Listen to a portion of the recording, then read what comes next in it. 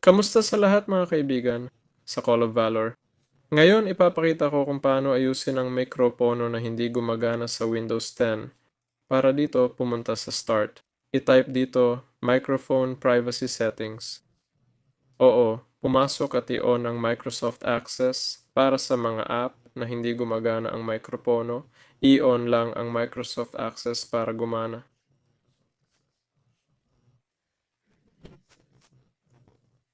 Kung hindi gumana, i-type sa start ang sound mixer options, tapos i-click ang sound.